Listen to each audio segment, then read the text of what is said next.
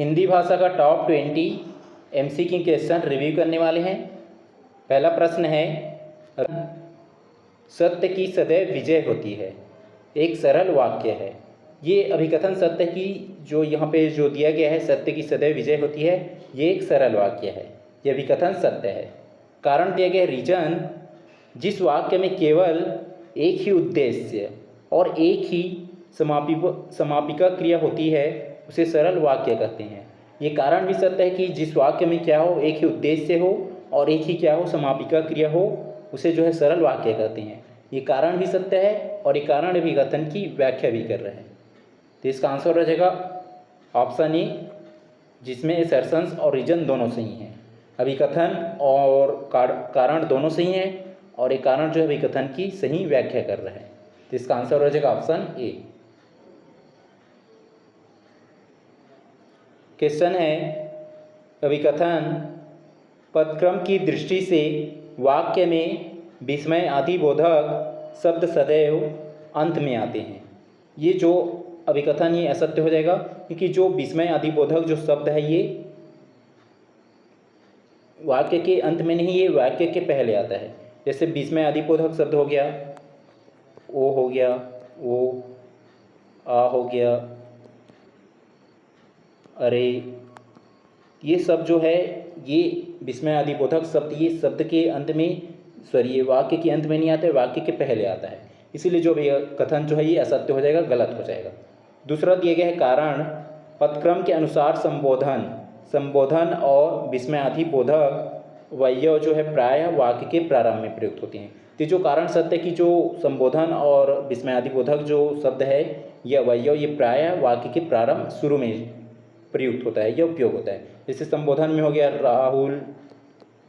राहुल किसी का जैसे नाम से संबोधित कर रहे हैं, तो ये जो संबोधन जिसके बारे में हम संबोधित कर रहे हैं या जिसको हम संबोधित कर रहे हैं, जैसे राहुल, ये संबोधित कर रहे हैं तो पहले हो जाएगा और ये वाक्य के पहले होता है।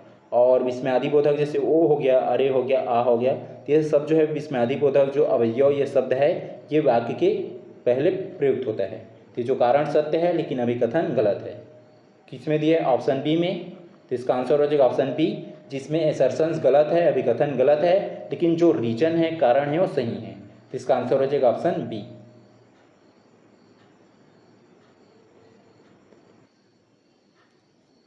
प्रश्न है, सुम्मिलित कीजिए। सही सुम्मिलित करना है। फिर यह है उद्देश्य के विस्तार।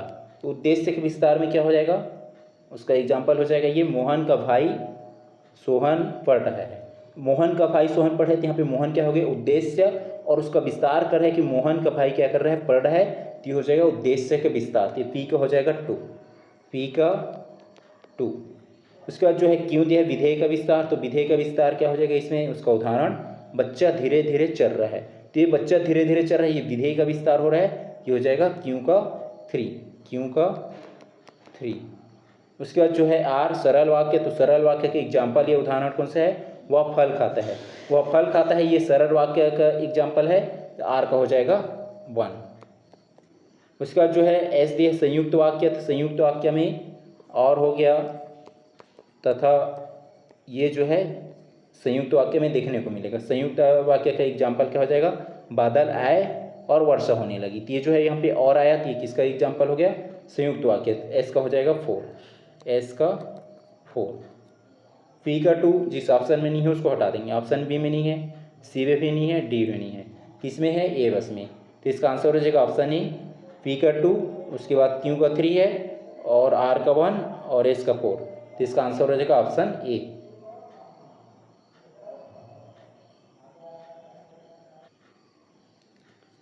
क्वेश्चन है, सुमेलित करें। सही सुमेलित करना है अर्थ के आधार पर। फिर यह विधानवाचक वाक्य। विधानवाचक वाक्य का उदाहरण या एग्जाम्पल क्या हो जाएगा? तो विधानवाचक वाक्य का उदाहरण हो जाएगा, राम पुस्तक पढ़ता है। राम पुस्तक पढ़ता है, ये किसका उदाहरण हो जाएगा? विधानवाचक वाक्य का। तो पी का हो जाएगा 3, पी का 3। उसके बाद जो क्यों दिया है? आज्ञावाचक वाक्य। आज्ञावाचक वाक्य जहाँ पे आज्ञा दे रहे हो, तो ये जो हो जाएगा आज्ञावाचक वाक्य के उदाहरण एग्जाम्पल, तुम चुपचाप बैठो। तुम चुपचाप बैठो, यहाँ पे आज्ञा दे रहे हैं, तो ये हो जाएगा आज्ञावाचक जो वाक्य है उसका उदाहरण। एक क्यों का हो जाएगा 4। क्यों का 4। उसके बाद जो है आर दिया है विस्मयवाचक वाक्य, विस्मयवाचक। अभी जैसे हम लोग देखें विस्मयवाचक में ओ हो गया, ये जो विस्मयवाचक जो वाक्य के यहाँ पे चिन्ह रहेगा विस्मयवाचक का, ये हो जाएगा आर का ओहो कितना सुंदर दृश्य है। ये जो है किसका एग्जाम्पल हो जाएगा, ये विस्मयवाचक वाक्य का, तो आर का हो जाएगा 1, आर का 1। उसके बाद एस दिया है संदेहवाचक वाक्य।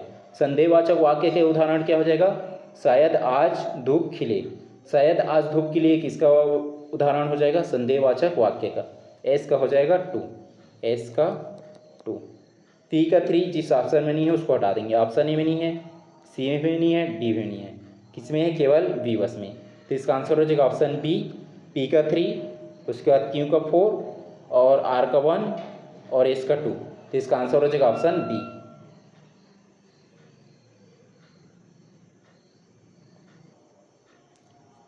प्रश्न है सही सुमेलित करें या सुमेलित करें पदक्रम नियम के अनुसार। पी दिया है विशेषण।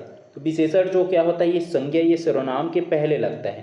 जैसे लिख लिए सुंदर फूल, सुंदर फूल खिला है, सुंदर फूल खिला है। यहाँ पे सुंदर क्या हो गया, ये विशेषण हो गया। किसकी विशेषता बता रहे हैं, फूल की विशेषता बता रहे हैं कि फूल जो क्या है सुंदर है और सुंदर फूल खिला है। तो यहाँ पे सुंदर क्या हो गया, विशेषण। तो जो विशेषण आया है ये संज्ञा ये सर्वनाम के पहले आया है, पूर्व आया है। तो पी का हो जाएगा 2, पी का 2। विशेषण जो होता है संज्ञा ये सर्वनाम के पूर्व पहले लगता है। उसके बाद क्यों दिया है क्रिया विशेषण। तो जो क्रिया विशेषण क्या होता है, क्रिया के पहले लगता है। तो ये हो जाएगा क्यों का 1। जैसे यहाँ पे लिख लिए राम तेज दौड़ रहा है, राम तेज दौड़ रहा है। यहाँ पे तेज क्या हो गया, ये किसकी विशेषता बता रहा है, दौड़ना का। दौड़ना यहाँ पे क्रिया है, तो ये जो क्रिया की विशेषता बता रहा है तेज, तो तेज दौड़ रहा है, तो ये क्या हो गया, क्रिया के पहले लगा है।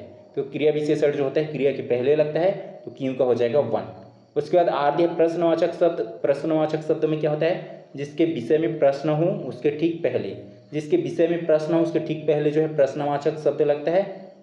ये हो जाएगा आर का 4। उसके बाद जो है एस दिया है संबोधन। संबोधन में क्या होता है, संबोधित व्यक्ति के बाद, ये एस का हो जाएगा 3, एस का 3। जैसे यहाँ पे लिख लिया हम जो है राहुल या मोहन जो भी, तो राहुल, अब यहाँ पे संबोधन का चिन्ह लगा देंगे, राहुल तुम कहाँ जा रहे हो। यहाँ पे जो राहुल क्या हो गया, एक संबोधन मतलब सॉरी ये व्यक्ति हो गया। यहाँ पे जो है संबोधन जो शब्द लगता है संबोधित व्यक्ति के बाद, संबोधित व्यक्ति क्या हो गया राहुल, उसके बाद जो हम लोग लगा दिए यहाँ पे संबोधन का चिन्ह, हो जाएगा एस का 3। पी का 2 जिस ऑप्शन में नहीं है उसको हटा देंगे, ऑप्शन ए में नहीं है, बी में नहीं है, डी में नहीं है, किस में है, सी बस में।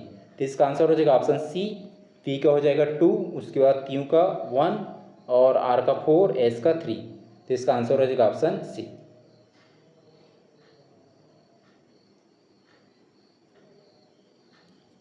प्रश्न है सही सुमेलित करें, वाक्य के अंक दिए गए हैं। पी कर्ता, तो कर्ता जो है किसका अंग होता है, तो कर्ता जो होता है ये उद्देश्य का अंग होता है। तो ये पी का हो जाएगा 2 उद्देश्य, पी का 2 जो कर्ता है ये उद्देश्य का अंग होता है। उसका जो दिया है क्यों क्रिया, तो क्रिया जो है किसका अंग होता है, तो क्रिया जो होता है ये विधेय का अंग होता है। ये क्यों का हो जाएगा 1, क्रिया जो होता है ये विधेय का अंग है। उसके बाद जो दिया है आर दिया है कर्म, तो कर्म जो है किसका अंग होता है, तो कर्म जो होता है ये विधेय का अंग होता है। ये हो जाएगा आर के बाद आर का 3। उसके बाद जो दिया है एस क्रिया विशेषण, तो जो क्रिया विशेषण क्या होता है ये विधेय का विस्तार होता है। तो एस का हो जाएगा 4। पी का 2 ऑप्शन बी में नहीं है, सी में नहीं है, डी में नहीं है, केवल किस में, ए बस में। तो इसका आंसर हो जाएगा ऑप्शन ए, पी का 2, उसके बाद क्यू का 1 और आर का 3, एस का 4। तो इसका आंसर हो जाएगा ऑप्शन ए।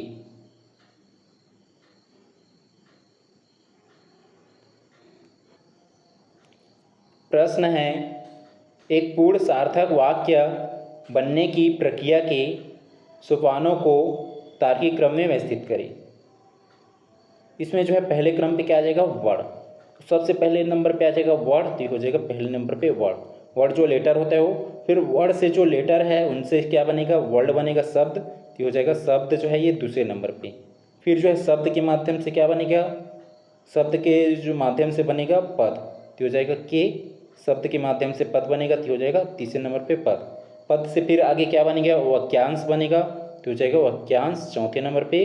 फिर वाक्यांश पूरा मिलकर एक क्या बनाएगा, ये वाक्य बनाएगा तो हो जाएगा एम पाँचवें नंबर पे। पहले नंबर पे हो गया एल, दूसरे नंबर पे हो गया एन, तीसरे नंबर पे हो गया के, चौथे नंबर पे हो गया ओ और पाँचवें नंबर पे हो जाएगा ये एम। जिसमें शुरू में एल नहीं है उसको हटा देंगे, ऑप्शन बी में नहीं है और डी में नहीं है। एल के बाद एन, सी में नहीं है, सी हट जाएगा तो इसका आंसर हो जाएगा ऑप्शन ए। शुरू में एल हो गया, एन के बाद के, सॉरी एल के बाद एन के बाद के के बाद हो जाएगा ओ के बाद एम, तो इसका आंसर हो जाएगा ऑप्शन ए।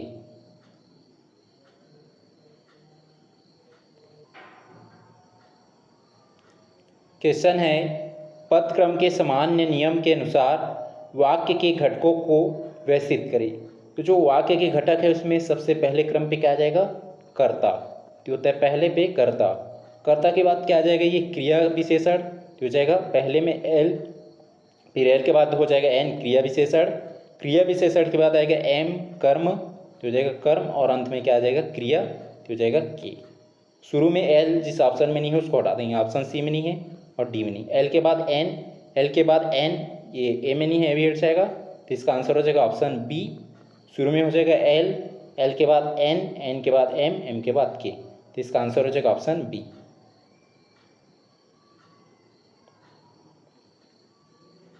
क्वेश्चन है, वाक्य के अंगों के विषय में निम्न में कथनों पर विचार करें। पहला कथन एल दिया है, वाक्य के मुख्य दो अंग होते हैं, उद्देश्य और विधेय।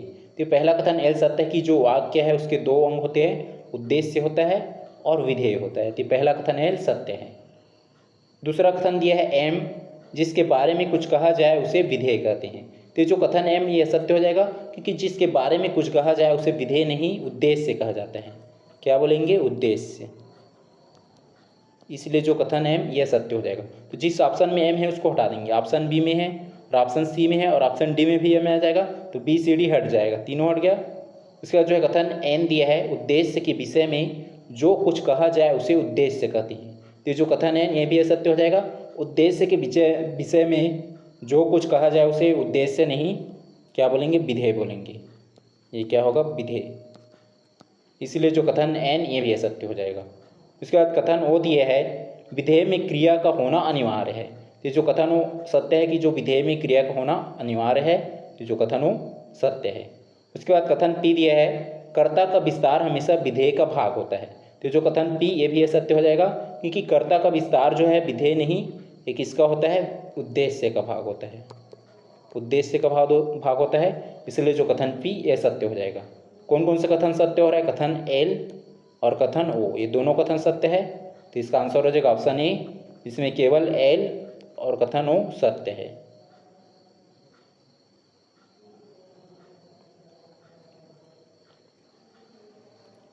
प्रश्न है, पद क्रम संबंधी अशुद्धियों के संदर्भ में कौन सा कथन सही है। सही कथन की चुनाव करना है। पहला कथन दिया एल, विशेषण हमेशा विशेष्य के बाद आता है।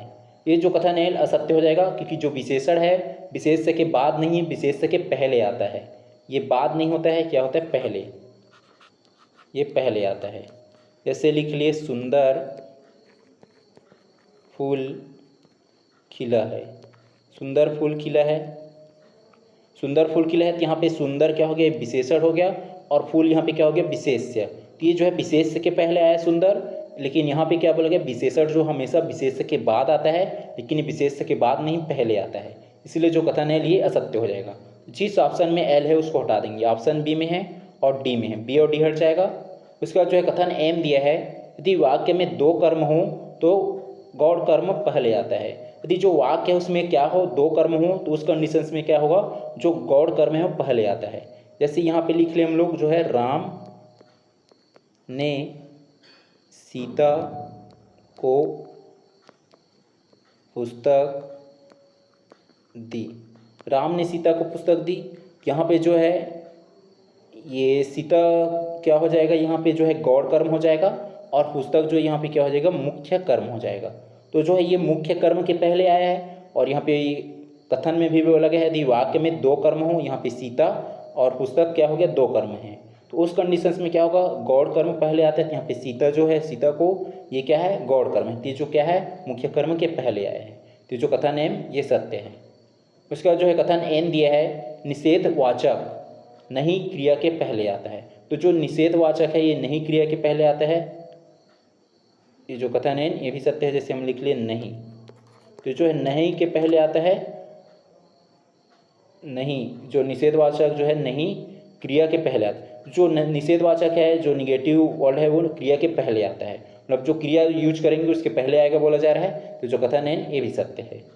उसके बाद जो है कथन ओ दिया है, संबोधन पद वाक्य के अंत में आता है। तो जो कथन ओ ये भी सत्य हो जाएगा, क्योंकि जो संबोधन पद है ये वाक्य के अंत नहीं, वाक्य के पहले आता है। इस यहाँ पे लिख लिए राहुल, यहाँ पे आप संबोधन का चिन्ह लगा लेंगे, क्योंकि राहुल तुम जाओ, ये राहुल तुम कहाँ रहते हो जो भी है। तो ये जो है संबोधन जो वाक्य आया यहाँ पे, जो संबोधन चिन्ह, तो ये जो है वाक्य के पहले लगता है, लेकिन यहाँ पे वाक्य के अंत दिया गया है, इसलिए जो कथन हो ये भी असत्य हो जाएगा।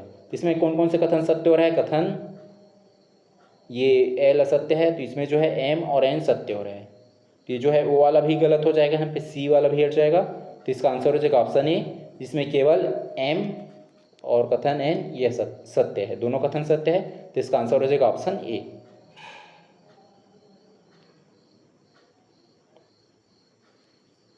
प्रश्न है, मिश्र वाक्य की विशेषताओं पर विचार करें। पहला कथन एल दिया है, इसमें एक प्रधान उपवाक्य होता है। तो जो है कथन एल ये सत्य है कि जो मिश्र वाक्य है उसमें एक प्रधान उपवाक्य होता है। तो जो कथन एल ये सत्य है। जिस ऑप्शन में एल नहीं है उसको हटा देंगे, ऑप्शन सी में नहीं है तो ऑप्शन सी हट जाएगा। उसके बाद जो है कथन एम दिया है, इसमें एक या अधिक आश्रित उपवाक्य होती हैं। तो जो है कथन एम ये भी सत्य है कि जो मिश्र वाक्य है उसमें एक या एक से अधिक आश्रित उपवाक्य होता है। तो जो कथन एम ये भी सत्य है। उसके बाद जो है कथन एन दिया है, ये उपवाक्य और एवं तथा से जुड़े होते हैं। तो जो है मिश्र वाक्य की ये विशेषता नहीं है एन वाला, ये किसकी है, ये संयुक्त वाक्य की। संयुक्त वाक्य की विशेषता है। संयुक्त वाक्य में क्या होता है, और हो गया, इसमें जो उपवाक्य और एवं और तथा से जुड़ा होता है, कौन सा, संयुक्त वाक्य। लेकिन मिश्र वाक्य में क्या होता है, क्योंकि हो गया, की हो गया, जब, ये जो है इस जो उपवाक्य है उनसे जुड़ा होता है। तो उपवाक्य जो है किसमें, मिश्र वाक्य में क्योंकि, की, जब, इन जो है शब्दों से जुड़ा होता है, ना कि और, एवं और तथा से। इसीलिए जो कथन है ये असत्य हो जाएगा। जिस ऑप्शन में एन है उसको हटा देंगे, ऑप्शन ए में है और ऑप्शन डी इसमें भी एन आ जाएगा तो ऑप्शन डी हट जाएगा। तो इसका आंसर हो जाएगा ऑप्शन बी। उसके बाद जो है कथन ओ दिया है, आश्रित उपवाक्य 3 प्रकार के होते हैं, संज्ञा, विशेषण और क्रिया विशेषण। तो जो कथन ओ ये भी सत्य है कि जो आश्रित उपवाक्य है, संज्ञा विशेषण और क्रिया विशेषण ये 3 प्रकार के होते हैं। तो जो कथन बी ये सत्य है। तो इसमें कौन कौन से कथन सत्य हो रहा है, कथन एल, एम और ओ। इसका आंसर हो जाएगा ऑप्शन बी, जिसमें केवल एल, एम और ओ कथन सत्य है।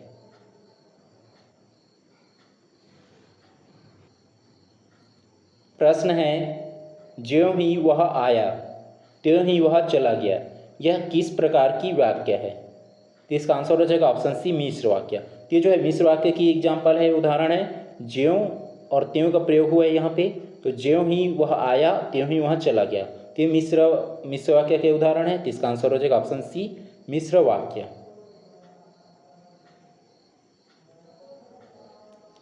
प्रश्न है, वाक्य में आकांक्षा हो गया, योग्यता हो गया और आसक्ति का संबंध किससे है।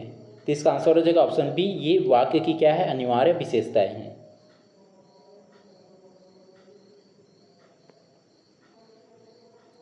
प्रश्न है, द्विकर्मक क्रिया वाले वाक्य में मुख्य कर्म किस विभक्ति के बिना प्रयुक्त होता है।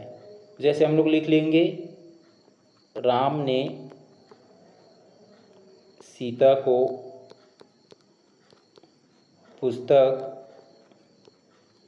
दी। राम ने सीता को पुस्तक दी। तो यहाँ पे जो सीता को क्या हो जाएगा, ये गौड़ कर्म हो जाएगा, गौड़ कर्म। और ये जो पुस्तक क्या हो जाएगा, ये मुख्य कर्म हो जाएगा, मुख्य कर्म। अब यहाँ पे बोला गया कि जो द्विकर्मक क्रिया है, यहाँ पे 2 कर्मक है, एक सीता और दूसरा जो है पुस्तक।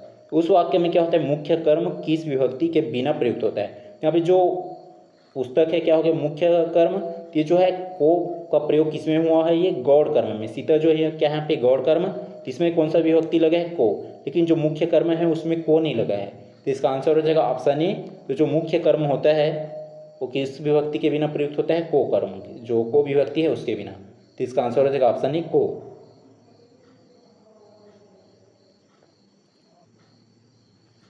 प्रश्न है, ईश्वर तुम्हें दीर्घायु प्रदान करे, यह अर्थ की दृष्टि से कौन सा भेद है। तो इसका आंसर हो जाएगा ऑप्शन बी, ये इच्छावाचक वाक्य है।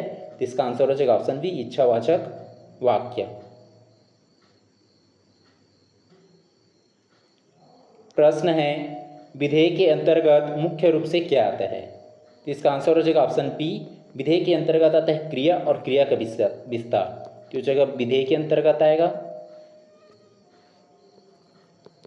और जो पहला वाला है कर्ता और कर्ता का विस्तार, ये किसके अंतर्गत आएगा, ये उद्देश्य के अंतर्गत। इसका यहाँ पे विधेय के अंतर्गत पूछा गया है, तो इसका आंसर हो जाएगा ऑप्शन बी, क्रिया और क्रिया का विस्तार, ये विधेय के अंतर्गत आता है। प्रश्न है, वाक्य संरचना के बारे में सही कथन की चुनाव करें। वाक्य संरचना के बारे में सही कथन की चुनाव करना है। पहला कथन यह है, रचना के आधार पर वाक्य के 8 भेद होते हैं।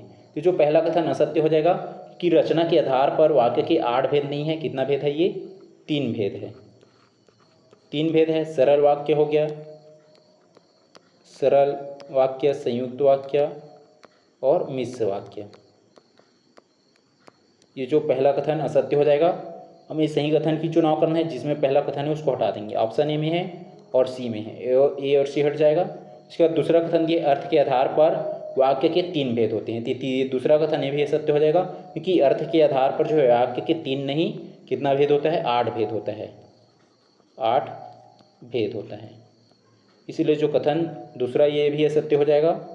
उसके बाद तीसरा कथन ये उद्देश्य वह वाक्य है, उद्देश्य वाक्य का वह भाग है जिसमें किसी वस्तु या व्यक्ति के बारे में विधान किया जाता है। ये तीसरा कथन ये भी असत्य हो जाएगा, क्योंकि जो ये यहाँ पे जो विशेषता बताया जा रहा है ये उद्देश्य का नहीं है, किसका, ये विधेय का। इसीलिए जो तीसरा कथन ये भी असत्य हो जाएगा, क्योंकि उद्देश्य जो है जिसके बारे में बताया जाता है वो होता है, लेकिन यहाँ पे जो बोला गया है विशेषता क्या है, ये विधेय, उद्देश्य का नहीं है, किसका, ये विधेय की विशेषता है। इसलिए तीसरा कथन ये भी असत्य हो जाएगा। तीनों कथन गलत है, तो इसका आंसर हो जाएगा ऑप्शन डी। यहाँ पे हमें सही कथन की चुनाव करना था, कोई भी सही नहीं है, तो इसका आंसर हो जाएगा ऑप्शन डी, कोई भी सही नहीं है, कोई भी कथन सही नहीं है। तो इसका आंसर हो जाएगा ऑप्शन डी।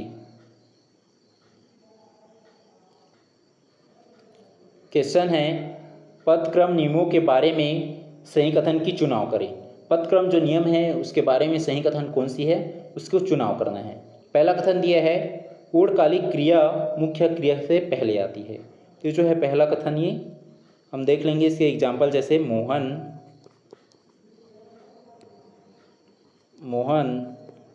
खाना खाकर सो गया। मोहन खाना खाकर सो गया। यहाँ पे जो खाकर जो है क्या हुआ, मोहन ने जो है, मोहन खाना खाकर सो गया। तो जो खाकर जो है क्या है, पूर्णकालिक क्रिया है। ये खाकर जो है यहाँ पे आया है, ये कौन सी क्रिया है, ये पूर्णकालिक क्रिया है। और ये जो सो गया, ये क्या है, सो गया, ये मुख्य क्रिया है। कौन सा क्रिया है, ये मुख्य क्रिया। और ये जो खाकर क्या है, पूर्णकालिक क्रिया। तो जो पहला कथन बोला जा रहा है कि जो पूर्णकालिक क्रिया है ये मुख्य क्रिया है उसके पहले आता है। तो जो पहला कथन ये सत्य हो जाएगा, क्योंकि यहाँ पे देखो ये खाकर जो आया है क्या है, पूर्णकालिक क्रिया हो गया, और सो गया क्या हो गया, मुख्य क्रिया। तो मुख्य क्रिया के पहले आया है, तो पहला कथन ये सत्य हो जाएगा। दूसरा कथन दिया है, प्रश्नवाचक शब्द क्या, यदि उत्तर हाँ ना में हो तो वाक्य के प्रारंभ में आता है। तो जो दूसरा कथन ये भी सही है, यदि जो प्रश्नवाचक शब्द है क्या करके हम क्वेश्चन कर रहे हैं, तो उस कंडीशंस में आ रहा है हाँ या ना, तो क्या हो जाएगा, वाक्य के प्रारंभ में प्रयुक्त होगा। तो दूसरा कथन ये भी सत्य है। तीसरा कथन दिया है, क्रिया विशेषण जो क्रिया विशेषण है हमेशा क्रिया के बाद प्रयुक्त होता है। तो तीसरा कथन ये असत्य हो जाएगा, क्योंकि जो क्रिया विशेषण हमेशा क्रिया के बाद नहीं, क्रिया के पहले प्रयुक्त होता है। जैसे यहाँ पे लिख लिए, राम तेज दौड़ता है। राम तेज दौड़ता है, तो यहाँ पे जो तेज क्या है, ये क्रिया की विशेषता बता रहा है दौड़ना की। तो जो ये क्रिया विशेषण है ये क्रिया के पहले आया है। दौड़ना ये क्या है यहाँ पे क्रिया, तो क्रिया के पहले आया ना कि क्रिया के बाद, इसलिए जो तीसरा कथन ये असत्य हो जाएगा। इसमें यहाँ पे हमें सही कथन की चुनाव करना था, तो इसका आंसर हो जाएगा ऑप्शन ए। इसमें पहला और दूसरा कथन सत्य है, केवल पहला और दूसरा कथन सही है, तो इसका आंसर हो जाएगा ऑप्शन ए।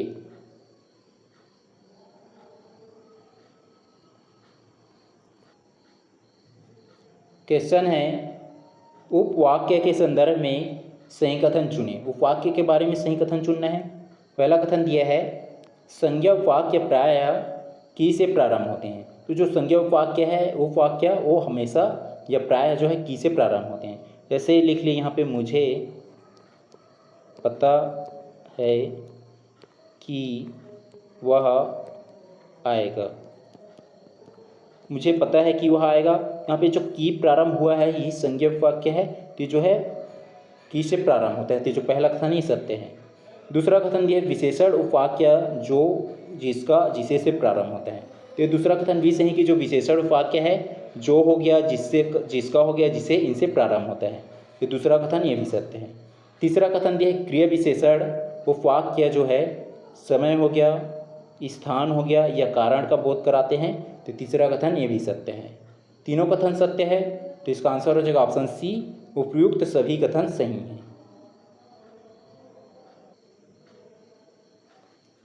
प्रश्न है निम्न में से कौन सा कथन सही नहीं है। यहाँ पे गलत कथन की चुनाव करना है। पहला कथन दिया है संयुक्त वाक्य में आय उपवाक्य स्वतंत्र होते हैं।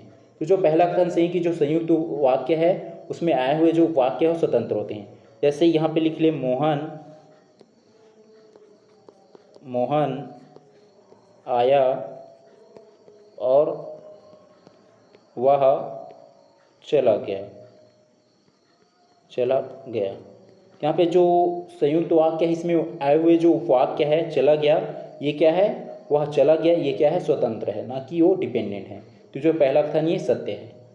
उसके बाद जो है दूसरा कथन दिया है हमें, यहाँ पे हमें गलत कथन की चुनाव करना है। वो पहला कथन सत्य है, तो जिसमें पहला कथन है उसको हटा देंगे। ऑप्शन बी में है और ऑप्शन डी में है, बी और डी हट गया।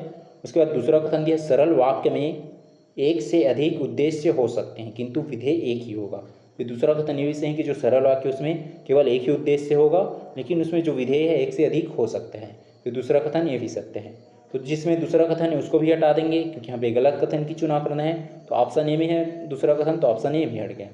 उसके बाद जो है तीसरा कथन दिया पद जब वाक्य में प्रयुक्त होता है तो शब्द बन जाता है। तो ये तीसरा कथन ये सत्य हो जाएगा क्योंकि जो पहले क्या बनेगा, यहाँ पे यदि पद है तो पद जो है जब वाक्य में प्रयुक्त होता है तो शब्द बन जाता है। ये उल्टा है, क्या होता है जब शब्द जो है शब्द ये है ये वाक्य में प्रयोग होता है तो ये क्या बन जाएगा, ये शब्द जो है पद बन जाएगा, ना कि पद जो है शब्द बनेगा, बल्कि जो शब्द है वो पद बनता है। उल्टा दिया गया है, इसलिए जो तीसरा कथन ही असत्य हो जाएगा, रॉन्ग, गलत। हमें गलत कथन की चुनाव करना था, तो इसका आंसर हो जाएगा ऑप्शन सी, जिसमें केवल तीसरा कथन बस गलत है, यह सत्य नहीं है, यह सही नहीं है। तो इसका आंसर हो जाएगा ऑप्शन सी।